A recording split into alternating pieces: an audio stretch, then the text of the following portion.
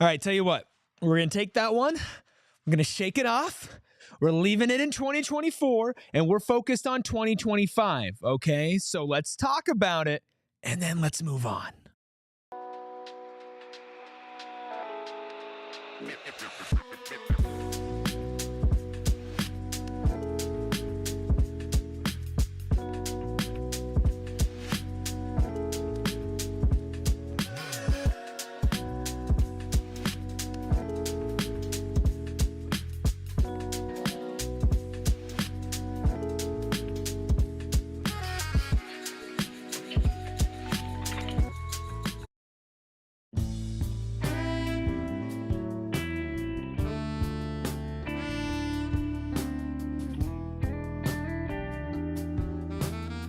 Happy New Year and welcome in the PHNX Sun Devils post-game show presented by Neutral. Keep it tasty in Tempe. And oh my, was that not a tasty Big 12 opener from your Arizona State Sun Devils as they fall to the BYU Cougars 76-56. I'm Erik Ruby, along with Captain Redbeard. I keep on almost calling you Kyle. I don't know why. You're the Captain Redbeard behind the Mac, making all of the magic happen. Anthony Totri is in Atlanta, boots on the ground covering the Peach Bowl. He'll be calling in for the second half of this show as we pivot to Texas, Arizona State. But for the first half, we are going through, I would say, the roller coaster ride, but it was more like one that just didn't take off due to technical difficulties of Arizona State's Big 12 opener. JJ, BC, Jacob Franklin, the basketball and football guy, all of you in here right now, I see you. I appreciate you. Hit that like button. Try to switch up the vibes as your Sun Devils put up an absolute stinker. Absolute stinker against BYU. Let me know down in the chat what you guys thought of this game. Hey, let's get into it. I think before we get into the actual nitty-gritty as far as what went wrong in this game, we have to take a step back and talk about the macro of it all, the big picture. And I know this because a good friend Jacob Franklin, who's in the chat right now, was texting me. He's in the chat right now as well, saying it's the same old story every year. And that story is what I've had U of A fans come up to me and talk to me about, ASU fans come up to me and talk to me about, especially as ASU found itself at 9-2 entering Big 12 play, which was, hey, what are you going to do once you get to conference play? Because that's kind of the story behind Bobby Hurley's Sun Devils. You do really well in non-com. You get people to compete, to believe in you by the way that you compete and say, you know, they're going to continue to put it together. They're going to be okay. And especially this year, right? And I think that I take myself back to, ironically, the Idaho State game where I in the moment felt like I was being a little too brutal, but it put me in a mind state of serious teams operate in a specific way. And I'm not saying I'm out on this ASU team. I'm not saying fire anybody. I'm not saying this team sucks, and I'm not saying they can't make the tournament. But what I am saying is for that to happen, games like today can't happen. You cannot show up seeming woefully ill-prepared after this much time off against a good BYU team. This is not a team that ASU teams in the past you would think they're going to sleep on, right? You go into the game and you think to yourself, oh, it's lesser competition. Arizona State, Bobby Hurley's squad, they might play down to the competition. No, this is a BYU team on the road in a loud environment and a 9-2 BYU team that you are both fighting to establish yourself in the Big 12 as you are unranked with a 7-win differential in your win-loss record. This was a really big game, and you came out absolutely flat and not just thoroughly outplayed by BYU in almost every facet of the game, but outplayed by yourself, by turnovers, by sloppiness, by techs, which were a little bit interesting, and we will get into that a little bit later. I just was really disappointed. I was really disappointed because I am holding this team to a different standard this season. I'm holding this team to the standard of the type of players that they got, as in 2 5-stars, and Jaden Quaintance and Josan Sandin. As far as an incredible transfer portal class, Bashir Jihad, BJ Freeman, Alston Mason, just to name a couple, right? And you go into this season saying this is the most talented roster that Bobby Hurley had. And overall, they've been okay, but they've shown you these little moments where you start to think to yourself, is there doubt? Is there a reason to doubt? And I think today gave you a pretty good reason to say, all right, they need to show us a little bit more to feel comfortable going forward. Now, as far as this actual game goes, when you're talking about defending BYU, you have to talk about the three-point line. BYU was able to get up 32 threes. They hit 10 of those. That's 31% from three. On the other end, ASU, 21% from three, 6 of 29. Maybe to field goals as well. 37% for ASU, which is abysmal, 21 of 57. 48% for BYU, 28 of 58. We'll get to more numbers down the line and by the numbers, but you cannot shoot poorly and also turn the ball over, right? Like there's a difference between those nights where the ball just doesn't go in and those nights where it actually feels like you did not show up prepared and with a game plan. And I think the perfect way to explain and to show that it wasn't just a fact of bad luck. It wasn't just, hey, you know what? They went out there, they had a good process, the threes were there, the shots were there, and they just didn't hit them, is how they came out in that second half. BC says they went 4 for 14 in the second half. Here's the thing, BYU gets out to a large lead, and you see it happen all the time, right? Beginning of the game, a home team, rowdy environment, start of Big 12 play, and don't underrate the fact that these BYU fans, they now absolutely hate ASU after what we did to them during the football season and all the success that we are having after beating them as far as tomorrow being in the college football playoff quarterfinal taking on Texas. So you have to understand there's going to be a little bit of an extra edge there, not just from the athletes, but from the fans as well. And you go into this game, and sure, BYU starts off hot, right? And Richie Saunders had an incredible game, and it started off early, and they pulled back in through their defense. They were competitive. It was a little bit sloppy. Jacob says it was very sloppy, but they were at least competitive to end that first half. And you think, okay, they kind of got themselves back into it. They got their feet under them, go into half, make the correct adjustments, and come out the second half, continuing that momentum, right? Because it's very, I would say easy. It's very easy to slip out of that, right? And that's exactly what ASU did. Rhonda says, brutal loss. The boys will figure it out. And I hope you're right. And I'm not saying that I'm going to give up on them yet. I'm just saying this is just another sign to kind of point towards these are the same problems that you've been having, to be honest, for you the last decade, right? And Jacob says they resorted to the Princeton. I knew it was Jover then. And when you come out in the second half, after capturing that momentum back on the road, getting your feet under you, going from down 18-4, down 14 points early in the game to only down 5, despite really no solid offensive showings in that half. I mean, Jaden Quains was your leading scorer then, and he only had 6 points, right? So you look at all that and you think, okay, come out in the second half, continue to defend, take care of the ball, and get a little bit better with your offensive process. And you should be okay. You should compete. And in fact, you have a chance to win this game. They came out, and within the first, 5 minutes, they had more turnovers than field goals attempted. Not just made, attempted. That is unacceptable. It makes me sit back and think to myself, what exactly is going on at halftime where you go in there and then what? Because it certainly wasn't, here are key adjustments as to how we can take care of and be better against this team, how we can go out and win. Sometimes with Bobby Ball, it feels like they just kind of roll the ball out there and they say, here you go. Let's just take it. Let's resort to the Princeton. Let's resort to our old ways. And to be honest with you, like, this was a big problem when we started talking about this at the end of last season, where it was Bobby has really, really, really great connections. He's really good at recruiting, and you saw it happen this offseason. But when it comes to in-game coaching and in-game adjustments, it's maybe not the fact that he doesn't make them or he doesn't think about him, but his team does not seem prepared to take advantage of that and to put those into action. And so I want to take a look at, by the numbers, presented by Desert Financial Credit Union, Arizona's #1 credit union, named by Forbes. Of course, as Anthony Totri would say, who is joining us later to talk Texas ASU, the only number that matters is that final score. BYU 76 points, Arizona State 56 points. Leading scorer, BJ Freeman, 11 points is your leading scorer, 4-11 from the field, 3 of 9 from deep as well. Playing 30 minutes tonight, he was overall -16. Not great. Richie Saunders, I always say that wrong, and it really bugs me. Drops a 30 ball. Can I say something about his jump shot? We were watching it, me and Kevin, who is the new host over at our Wildcat show with Damon, and I'd say go show them love, as in show them love by watching, but let them know who you really represent. And his shot almost looks like a glitch.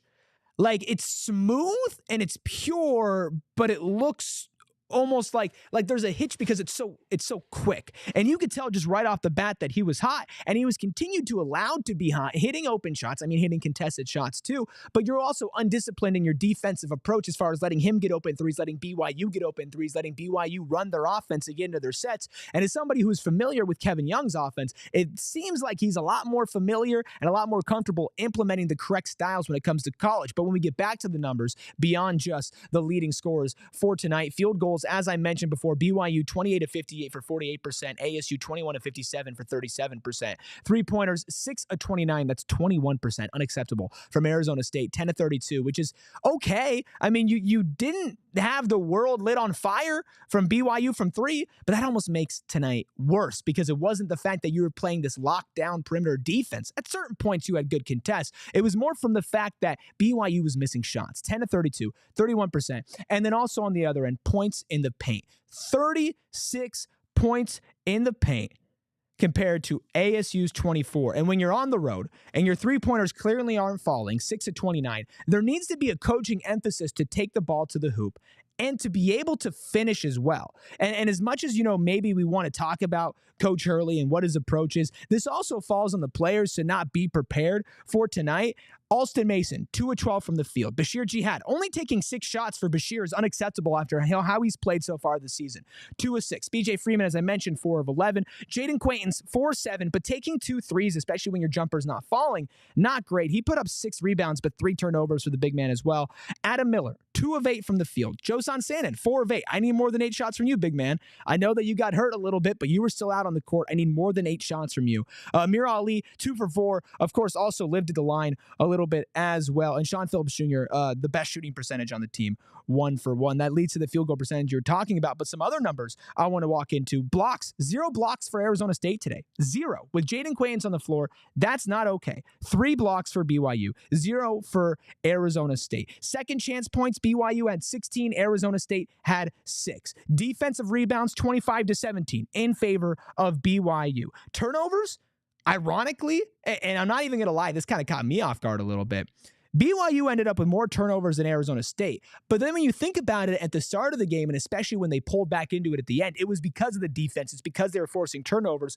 But I would say the turnovers for BYU were almost more acceptable than the turnovers for Arizona State, because Arizona State seemed a little unforced, just more sloppiness, where as far as BYU's turnovers was actually giving credit to Arizona State and the fact of how they defended and how they got into passing lanes and how they read things. And so you don't want to turn the ball over 14 times in a college basketball game, period. That's what BYU did. I'm not saying that's a good thing. And I'm not going to shy away from giving ASU credit for doing that. But when on the other end, you were completely sloppy with the ball, giving BYU the advantage, that is just not a recipe for success, especially when Jacob says in the chat they just started chucking threes. The sound of iron will haunt me tonight. Well, hopefully the sound of my voice just helps out a little bit with that, Jacob. We appreciate all of you being in here in chat. We are going to have one more segment when it comes to this game. We are going to get to bottle service. We are going to get to Bobby board, and we are going to get to closing time. However, before all of it, we're going to hit this quick break.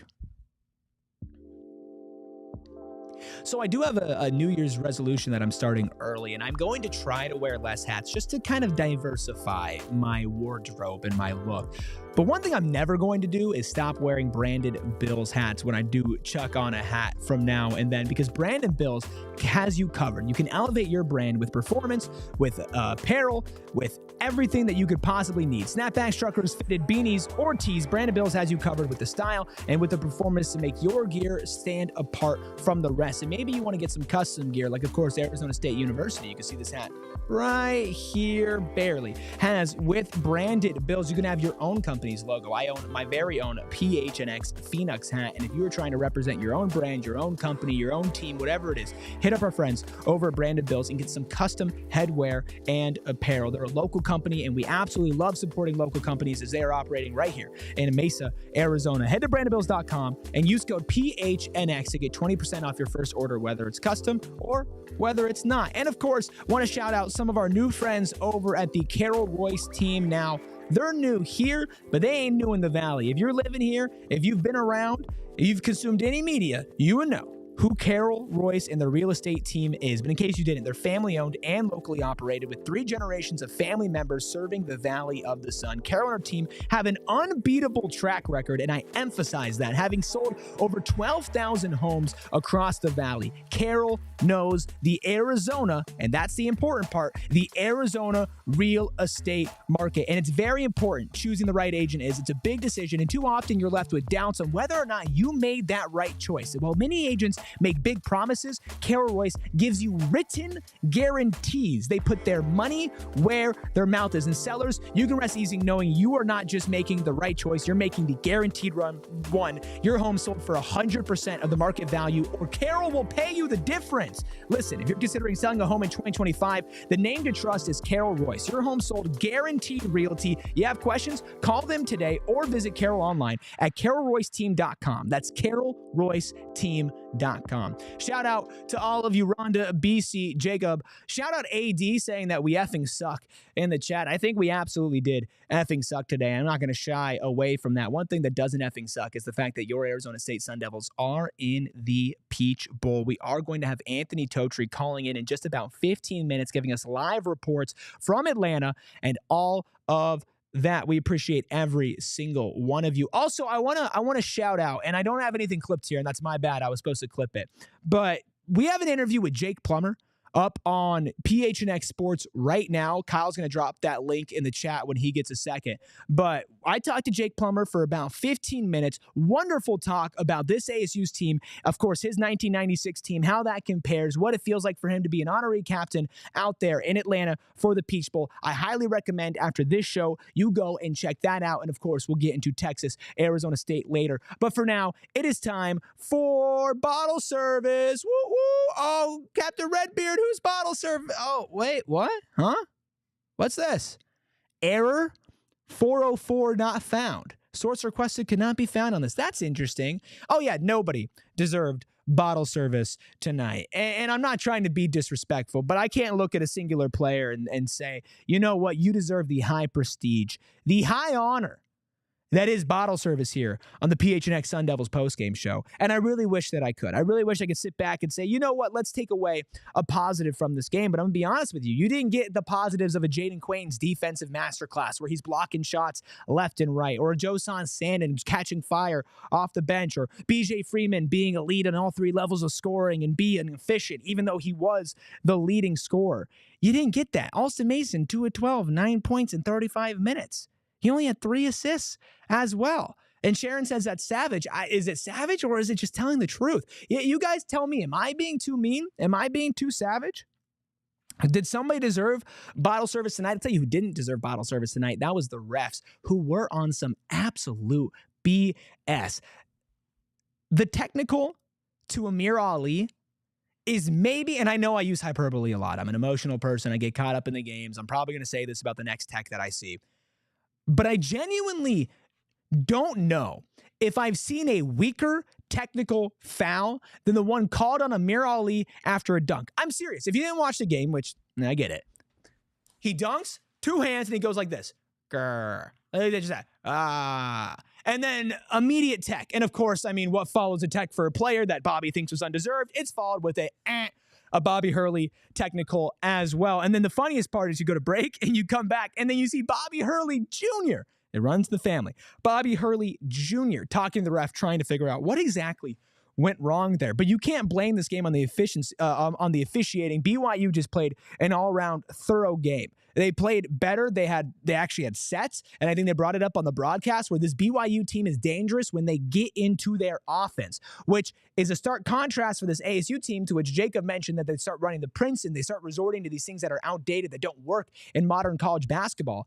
And when you do that against a team that does have a modern offensive identity in BYU, led by Kevin Young, which again, Kevin Young in the NBA, it seems like Kevin Young in college is doing a pretty dang good job at figuring out what exactly ticks and what exactly works at the collegiate level. And BYU is a very well-coached team. And you could tell from the moment that they got on the court tonight that they were better prepared. They were more willing to execute their coach's offensive vision, and they knew what that offensive vision was. That's a difference when it comes to this basketball team. And to be honest with you, that's what needs to change for this team to compete in the Big 12. You are not in the Pac-12 anymore. right? Like in the Pac-12, you talk about Pac-12 basketball, sure, there were some great teams. And of course, there have been great teams over Pac-12 history. And there have been moments where the conference is really strong. It is a completely different animal when it comes to the Big 12. And it is unacceptable to go into games like today, and losing is one thing. We don't want them to lose. We're always rooting for our Sun Devils to win. We always want them to go up. But it's unacceptable to me to look back at a game like today and just say, where was your identity? Where was your offensive identity, right? Defensively, I get it. You were scrappy. You weren't able to get blocks. BYU was hitting shots, but at the same time, you were letting them walk into open shots as well, letting them walk into open threes, letting them attack the paint. It's just not okay. And I know it's like, oh, wow, it's great analysis. It's just not okay. But some of these things do come down to effort, and some of it comes down to coaching, and those things go hand in hand. If you as a coach do not have your team ready to run through a brick wall to start Big 12 play, which it was very clear that this team did not, this team full of 2 5-stars, multiple transfers who are here and willing to prove their point and put this program on the map, which, mind you, this program is being followed by cameras for a documentary. They should have no reason to not come out with their hair lit on fire and to compete with this BYU team. And you know what? If BYU pulls it out at the end because they're more talented, because they're better coached, whatever, okay, then you can have a different conversation. But when you show up not ready to play, when you show up flat and then you pull it back a little bit and you have this inch of momentum and you think maybe you can turn that into a foot, and then you come back on the other end and they smashed it into a centimeter. That's not okay. That's not okay, and that is an identity of a team and an identity of a program, and they need to change that, and they can change that. They have the talent to change it. Bobby has the tools to change it, but the question is, will they? Will they be able to change that? I just don't know. And I can't sit here and say I'm going to put my confidence in that happening. I'm not going to sit here and say, you know what? I think that this is just part of the process. This is your adjustment period to the Big 12. Eventually, they'll hit the ground running. BYU's a good team. And while I do think BYU's a good team, I think they should be a top 25 team, and they probably will be a tournament team. I chose to hold this team to a different standard this year because of the talent that is on the roster. And right now, they are not they're not living up to that standard. And the Big 12 play was exactly what we needed them to do to prove that they were serious. Because non-con is great, right? And competing against a Gonzaga is fantastic. Getting your brakes blown off by Florida, not great. Not a good time, but Florida's still a good team. Those being your 2 losses going into conference play, where you've also played a very small number of home games as well, and you have taken on teams that have beaten you before, even if they aren't that great. Like, this was your time and your message to stand up and say, we have arrived in the Big 12 and we are here to be taken seriously. And that is just not something that they did today. Now, can they do it? They absolutely can still do it. This team is still 9-3. Even though they're 0-1 in conference play, there is still a lot on the table. On the 4th of next year, I think that is Saturday.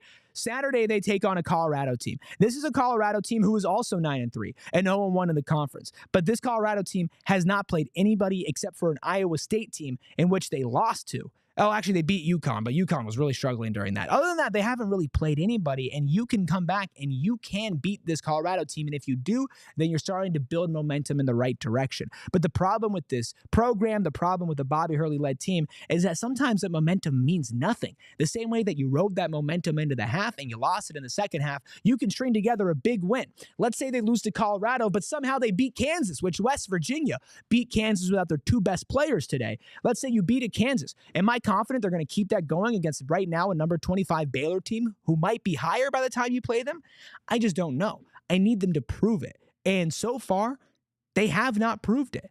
And I think it's time to get into a couple other things that we have as far as this game goes. I think it's time to look at the Bobby board. Big shout out to the Bobby board. However, we do not get a Bobby face today. How disappointing. Our 4th grade out tile, of course, 3 of those being regular season losses. The Duke loss does not count, but we do not get a beautiful Bobby face today. And if you look at that, you say, okay, Erik, what's the positive spin zone here? I can give it to you. Gonzaga's a fantastic team. You lost to Gonzaga on the road in a single-digit contest. Okay. What about Florida? Florida is also a really good team. I think Florida might be dark horse national championship pick this year, and I think a lot of people come March are going to pick them to go super deep, maybe win it all when it comes to the end of the day. And you lost to them at a neutral site on the road. Okay. Then you go to BYU. BYU, a road game as well, fired up, massive environment, big time for BYU as well, as that is a rivalry game for them. And you lost. Now, what do all those three things have in common? You've lost to good teams, and you've lost to good teams either at a neutral site or on the road. You can spin that. You can say, you know what? You can see a reality where it's like, okay, this team is maybe at this certain point with the transfers, with the young guys. Maybe they're not ready to compete at that top Big 12 level right now. But what about giving them more time over the season to gel, to maybe establish an offensive identity that maybe I'm not giving Coach Hurley enough credit, and maybe it's just a slow burn. Maybe he's slowly being able to do it, and right now it's just on the players to be able to adapt that faster. Is that possible? Absolutely. It is absolutely possible. But is that what I'm going to put my money on? Watching the history of this program over the last decade, I just can't sit here and say that. And that pains me because I want it. And I want it really bad. Y'all know me. Y'all know basketball is my sport. Y'all know that I love basketball. And of course, I love this football team. I love football in general and covering all sports. But like, basketball is in my blood. It's why I'm on the Suns show. It's why I love the Suns. It's why I love ASU men's basketball. I'll watch high school basketball. I'll go watch pickup basketball. I like G League basketball. Whatever it is. Hoops is my thing. And I want more than anything for this team to be consistent and for me to believe in this team. But right now, they have just not earned that. And I feel like I saw that back at the Idaho State game. And I've been cautious. I've been excited, but I've been cautious as they've marched through the first 11 games of the season, and they've lost to good opponents. And they've continued that trend with their third loss of the season in their 12th game. So I wonder exactly what comes next when you play Colorado. What comes next when you play Kansas and Baylor? Because this is a slippery slope. And if you lose your next couple of games, you are already letting your chance at postseason basketball slip away. Unless you go and you win the Big 12 championship or the conference tournament, which is going to maybe be the hardest conference tournament to win in all of basketball this year. So you have a lot on the line right now. You do not have time to adjust. You do not have time to get adjusted to Big 12 basketball. You just don't. Because in the Big 12, your margin for error is so slim with the amount of great teams. We're talking like you could have so many tournament teams from this conference. Arizona State wants to be one of them. But can they? I just don't know. And that brings me to closing time. We are going to wrap up our basketball talk here. But of course, closing time is powered by Neutral. Keep it tasty in Tempe and enjoy responsibly. This isn't the end of the show, but this is the end of ASU BYU basketball talk, as Anthony Totri will be joining me later. Your 3 moments for closing time today are simply this: not Big 12 ready. It's as simple as that. You were not ready to compete at a Big 12 level today. But can that change going forward? Absolutely. But that's on them. They have to do that. They have to change their approach. They have to change their mentality. Jaden Quains, Josan Sannon, you are no longer just getting birthed into the world of college basketball. You've been here. 12 games now. High expectations for great players like you. The highest recruits that this program has ever seen. High expectations for you, high expectations for this team, for Bobby Hurley, for all the transfers who came to a Big 12, to a Power 5 level to put yourself on the map. So you are not Big 12 ready yet. But that can change. Appreciate all of you sticking around for a solo show. I will be solo until Anthony Totri calls in. But until he gets here, it is time for another break.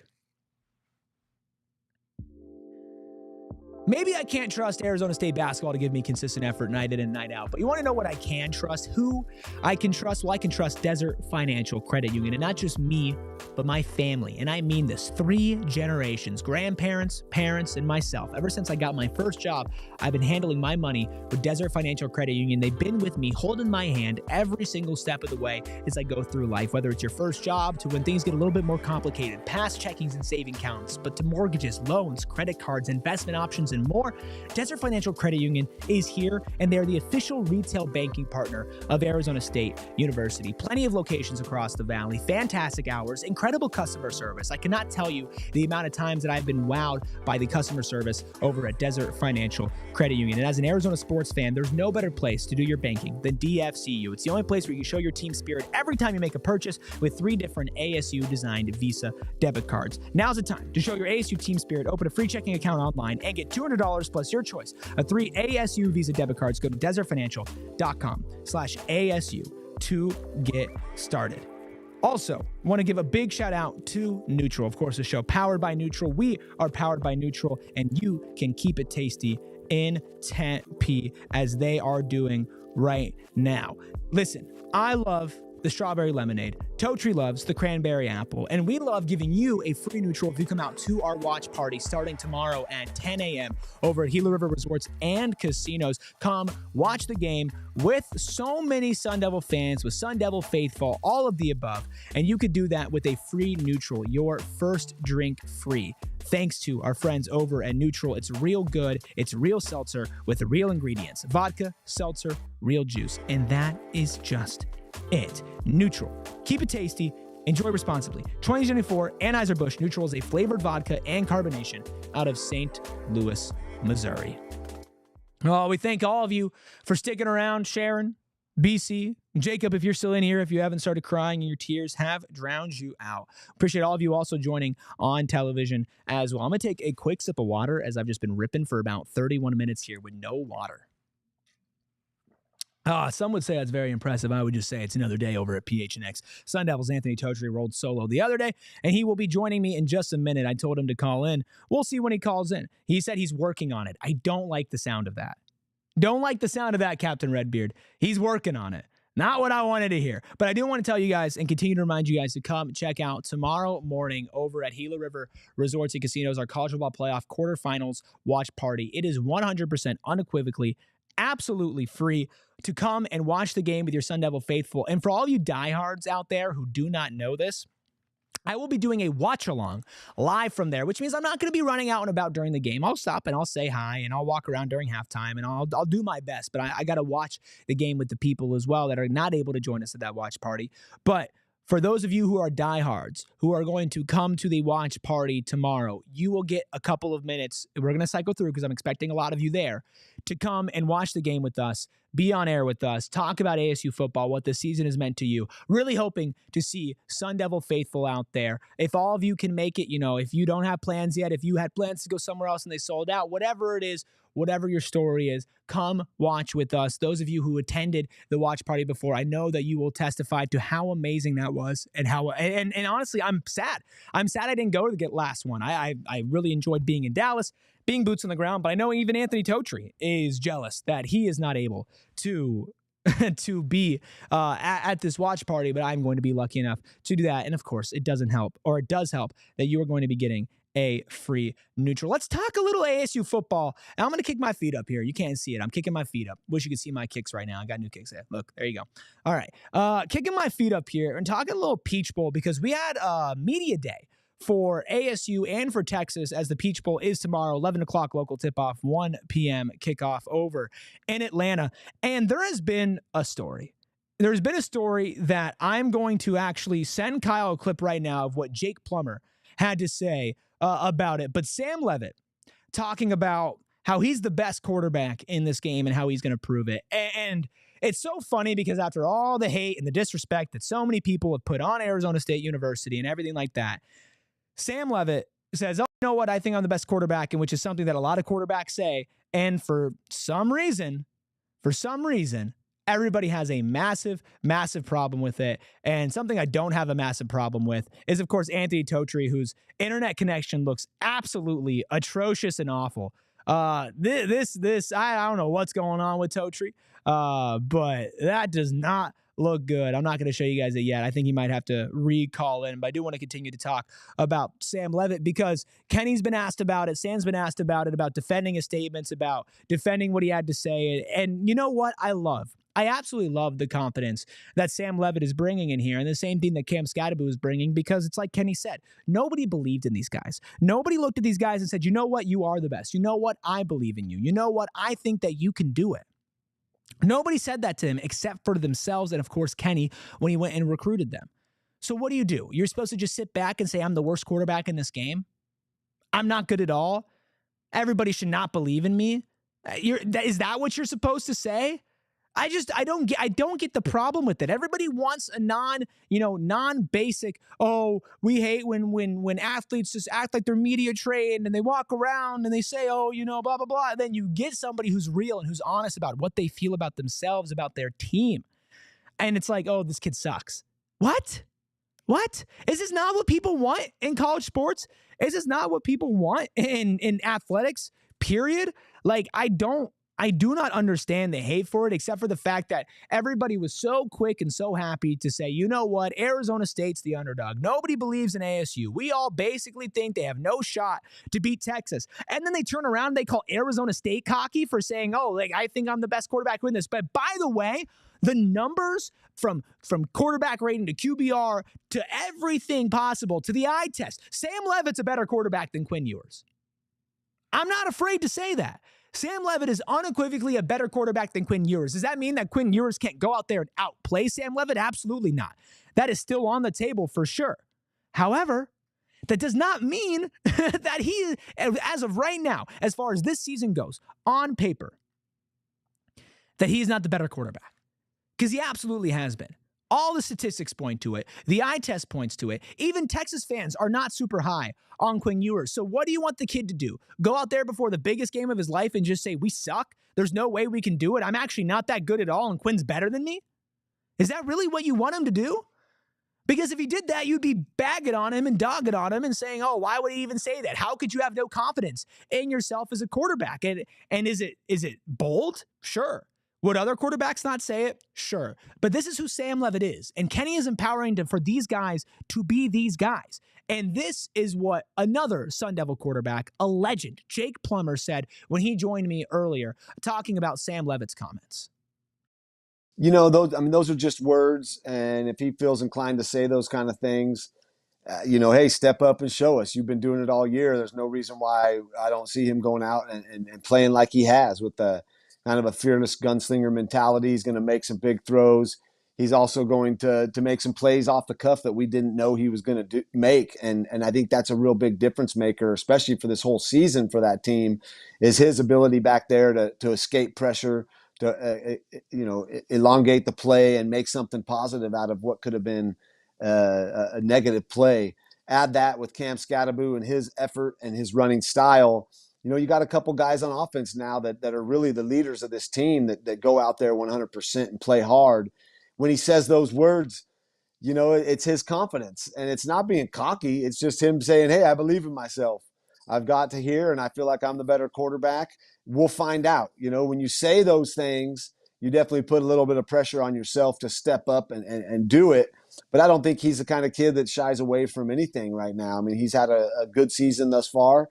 He's playing a very talented, tough Texas defense, but he's confident in his coaches and his guys around him. And when players hear you talk like that, it takes the pressure off of everybody else, and now it's kind of on him. But it was going to be on him anyway. He's a quarterback.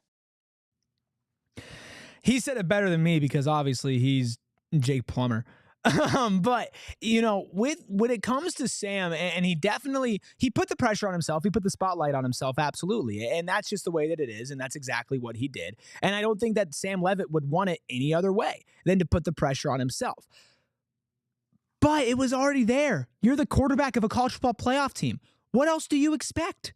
Because you're going to go out there and say, you know what, it's actually not on me. I'm actually not the best. It is what it is. But if anything, it actually will fire up your other team because you want to represent them. You want your quarterback to be out there and say, you know what, like, I'm the best, and our offensive line is going to go out there and say, you know what, I'm going to protect you to make sure that you are the best. And speaking of the best, I think we have the best co-host that anybody could ever ask for, literally ever. All I wanted for Christmas was to do a show with Anthony Totri, and by God, I'm finally able to do it. Calling in live from Atlanta. His Wi-Fi started working, and I actually think he might be in heaven because that is some of the craziest lighting I've ever seen in my entire life. Totri, how you doing, man? I'm doing good, man. I just want can you hear me? Are we good Yes. there? Thank Okay. God. Perfect. Wanted to make sure we got the internet checked out. The mic's good. The lighting's fantastic. We're chilling, man. I'll tell you one thing. There are a lot of Arizona State fans here in Atlanta. We just finished up at a pep rally over at the Atlanta Aquarium. And I would say that about 80-20 in favor of Arizona State fans compared to Texas fans. They had the Texas band there. They also had the Arizona State band. In all honesty, every time the Texas band would finish a song, ASU chants would start That's after awesome. they wrapped up.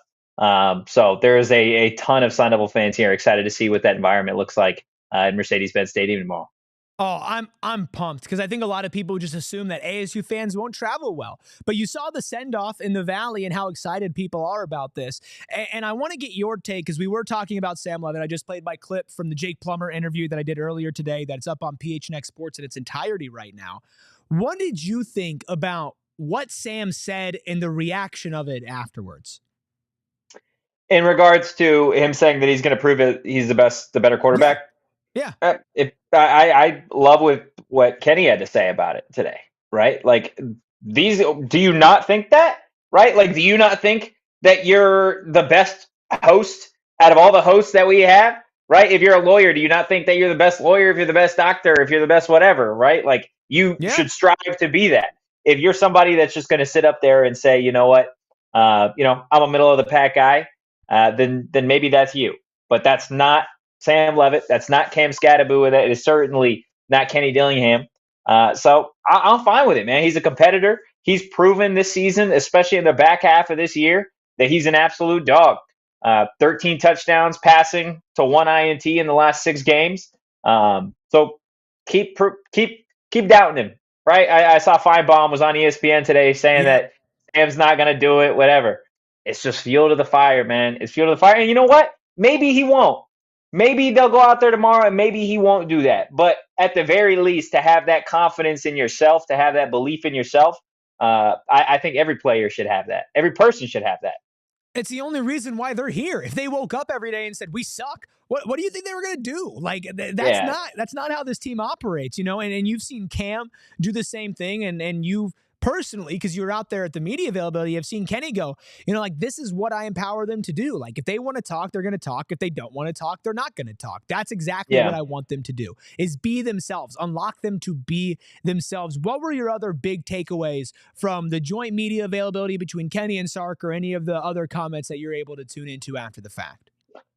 I don't think there was anything too crazy new that we've heard from Kenny. A lot of the national media wanted to ask questions that we've kind of heard him ask or answer really all season long about Sam's development, about the confidence of his guys, about what this moment means. But for me, I think, again, like, this is such a beautiful opportunity for this team and for this program, right? How many guys coming back next season already committing to being Sun Devils in 2025 to realistically remember this moment, right? Win, lose, or draw, like remembering the feeling that you were when you were one of 8 teams left in college football and how bad you want to be one of 4 left, right? Like, this is the first ever CFP quarterfinals. We got the very first game kicking off here soon with Boise State and Penn State. It's going to be a hell of a ball game. In Arizona State and Texas, they're the second game, right? So for me, I think that is something that I'm interested to see tomorrow. Just if those guys can really focus back in, can lock back in after such a unique experience over the last couple of days, right? Doing media days with national, local media here in Atlanta, and haven't played football in a month, right? Haven't played a game in a month. Can you go out there in the first quarter against a really, really good Texas team? And can you hold your own? And I've said it a number of times on this show that if they're able to hold their own in the first quarter, then I think the odds play in Arizona State's favor to hold their own for the entirety of the game. Absolutely. And not to harp on the same thing over and over again, but there's a comment in the chat that I think is interesting. Quentin says, you notice how the Blue Bloods give PC answers. It's what winners have done forever. Fall in line. if there's anything this Arizona State team does, Totri, it's buck the trend and they stay true to themselves. And I think that's exactly why. Fall in line, man. This team don't fall in line by any means. No, they don't. And I think if you expect them to, then again, you're not familiar with who this team is and their identity and everything around them. And again, that's okay, because you are going to learn, and maybe at the end of the day, it's not enough. You saw Kenny mention the fact that they literally are playing with house money, and he's not going to ignore the fact that they are. Like, what is he, stupid? Like, he said that nobody expected them to be there. They believed they could be there, but they did not expect for this to happen so fast. We're going to continue to talk about this team and so much more. But first, we are going to take our final break. Totri just gets to sit back and relax and listen to me talk about Sanderson Ford, because, man, he absolutely loves Sanderson Ford, and he loves his Bronco that he was able to drive around for a weekend, and he has been dreaming about it every single day since. And here's the thing, if he ever decides that it's time for him to get that car, he knows where to go, and that is Sanderson Ford, because PHNX is proud to have Sanderson Ford as our official vehicle partner, and they're thankful to have lived and prospered for the past 70 years in Glendale, Arizona. But how do they prosper for the past 70 years and sell more cars than any Ford dealership in the country, or be the most awarded Ford dealership for customer satisfaction in the country? How do they do that? It's by their approach. No pressure, no hassle, no nonsense. Here to put you in the right car the right way, and not to make you stressed out about it, or to force you into higher payment than what you want, or a car that you don't need. They're not here for that. They're here for you. Get the new 2024 F-150 truck with 3.9 APR financing for 66 months, plus up to $4,000 cash back with similar savings on over 900 new and pre-owned vehicles on the lot. And I have to give a massive shout out to Gila River Resorts and Casinos. Of course, it's all the locations: Lone Butte, V Cueva, Santan Mountain, but specifically Wild Horse Pass, as they will be hosting our PHNX Sun Devils college football playoffs quarter-final watch party for free. That's right, FREE. That is the best word for me and for you to come by tomorrow morning starting at 10 a.m. First Neutral is on PHNX. And why don't you stick around after the game with their over 4,500 slots and live table games, or you can catch any of the action for the rest of the day, since ASU's the first game at their sports books. Go big and go home a winner, from upscale to approachable, from casual to classy, from bar to bar none. Gila River Resorts and Casinos is the place to go, especially tomorrow morning. And also, they're doing an Arizona Cardinals game day VIP experience. Enter for your chance to win the ultimate Arizona Cardinals experience for you and a friend. Winners will enjoy 2 tickets for the San Francisco 49ers at Arizona Cardinals game in January, plus on-field pregame experience, launch at the Morgan Athletic Club, and so much more. Sign up for that and enter for free at playatgila.com/Cardinals, and you do you. At Gila River Resorts and Casinos, visit playatgila.com for more details. All right, Anthony Totri, you're back. Stop slacking off over there. I'm back. In Atlanta. Huh? Nothing, You're man. slacking. I didn't say nothing. I didn't say nothing. I'm slacking. Yeah, you're slacking. I've been all over. I went to Seattle before I came to this city. I'm so okay? rude. How was your flight? It was awful. It was horrible. Really? I did not sleep at all. I slept like maybe an hour from Phoenix from Phoenix to Seattle. No, the plane was so tiny from Phoenix to Seattle that there wasn't 3 seats, so there wasn't a middle seat. It was just 2. And then the flight from Seattle to Atlanta, I had an aisle, and I just couldn't sleep. I couldn't sleep. Also, I got a bone to pick with anybody that flies, okay? And I feel very strongly about this. I didn't know how strongly I felt about this until it happened this morning.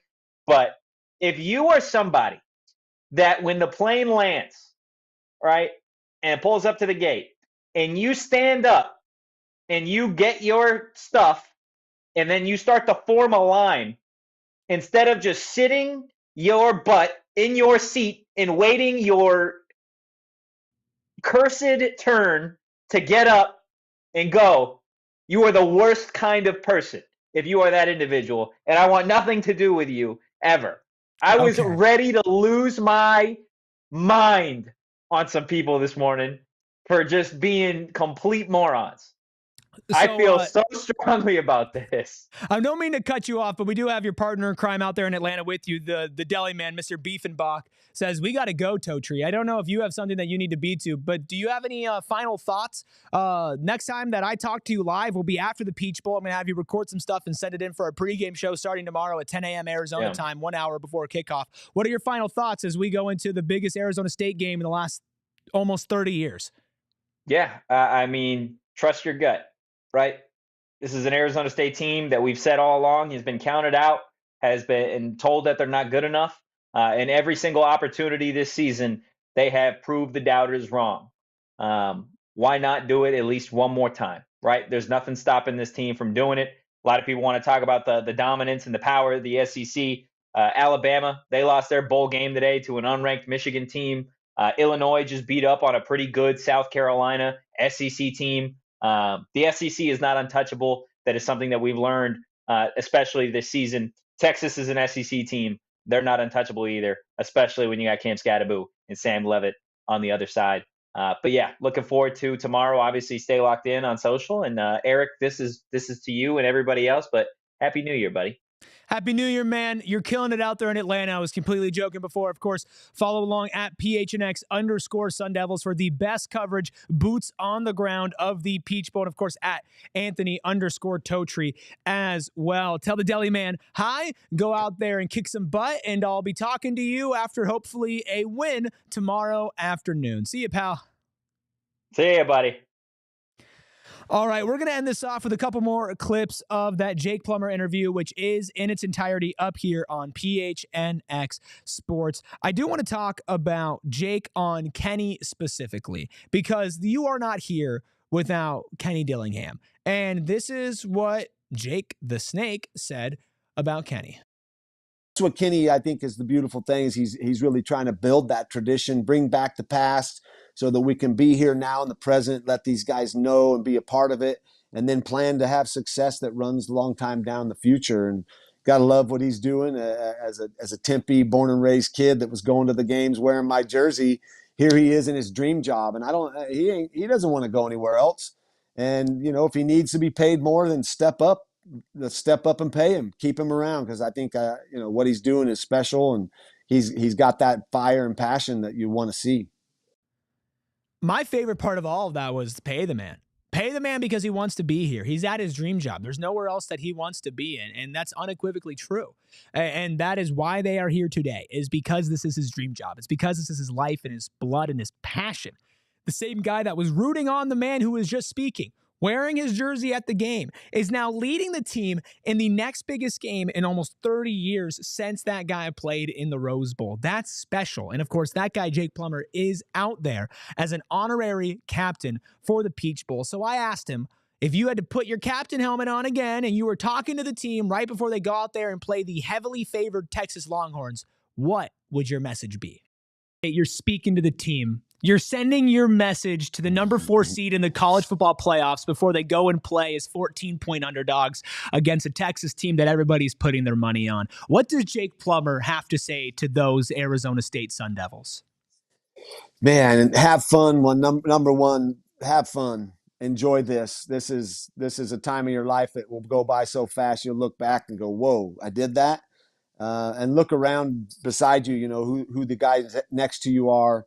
And realize, like I just said, like this is something that you've dreamt of, you've worked hard for. Go out and have fun, relax. It's football. You've been doing it all year. Now go out and seize the moment. Take advantage of this opportunity to really play hard for the guy next to you. No matter what the score is, go out there and play like a Sun Devil and do it for the guy next to you, because this is such a fast, fleeting time with these kids. They're young. And, we're 26, 27 years removed from the Rose Bowl. And wow, that time went by fast when I was playing at ASU. So just remember, this is a special moment. It's going to be, remembered by so many people. Go out there and show us what you got, play for the guy next to you. That's all you got to do. I'm ready to run through a wall, and I think it is fun because you don't want everybody here reflecting and thinking about how great of a season it is, but you do want to live in the moment, right? You do want to understand that, hey, this is pretty big. This might be the only time you ever get an opportunity to represent yourself, your own brand, the Arizona State brand, the maroon and gold, and all your friends and your family and the people that have poured into you over years and years and years and years. It might be the biggest moment that you've ever had to do that, but it wouldn't be if you win.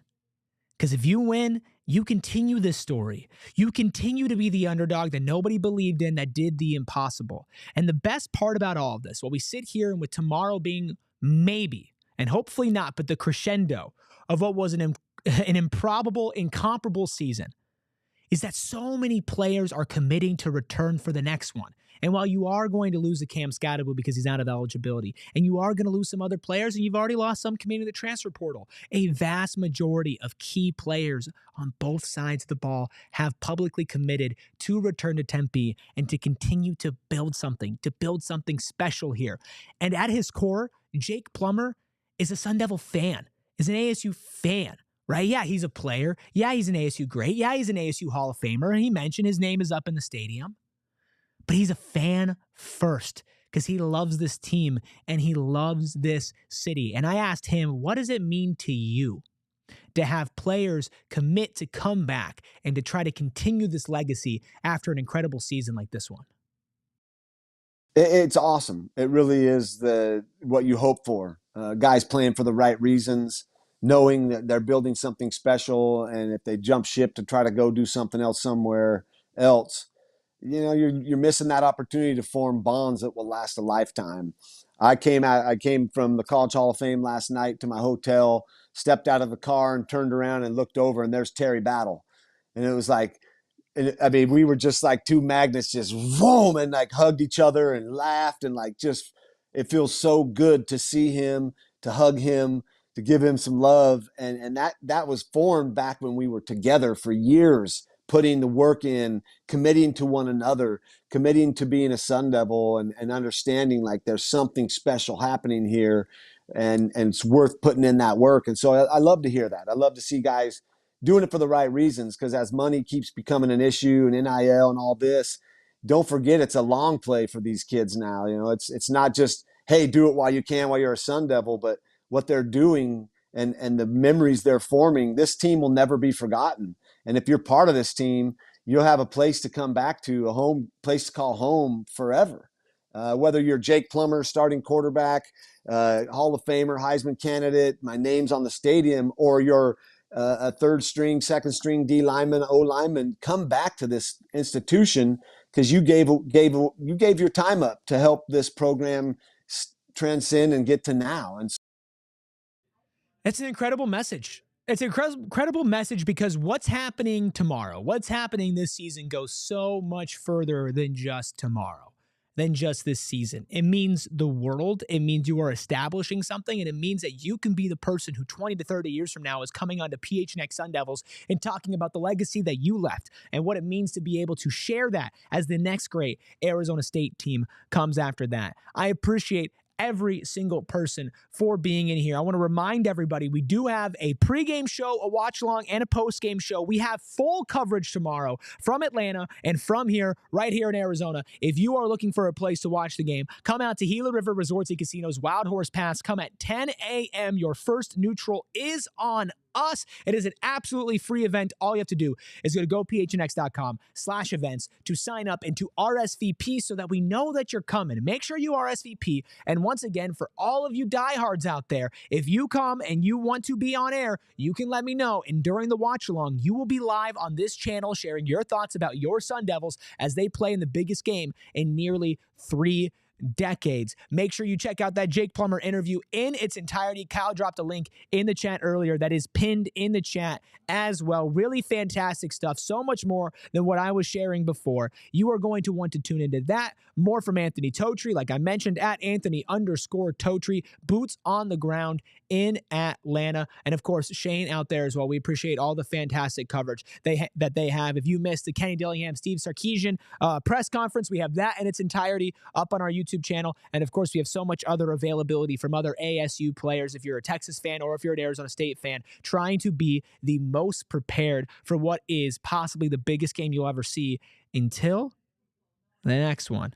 because there is a chance. Your Sun Devils do have a chance. They have a shot with the way that they play every single game to take down the behemoth, to take down the heavily favored Texas Longhorns. Isaiah Bond, he's going to play. That's a big deal. Quinn Ewers, is he going to be able to step up? Is Steve Sarkisian going to break his ASU curse, the team that beat him and led him to get fired? So much will be answered tomorrow, 11 o'clock Arizona time.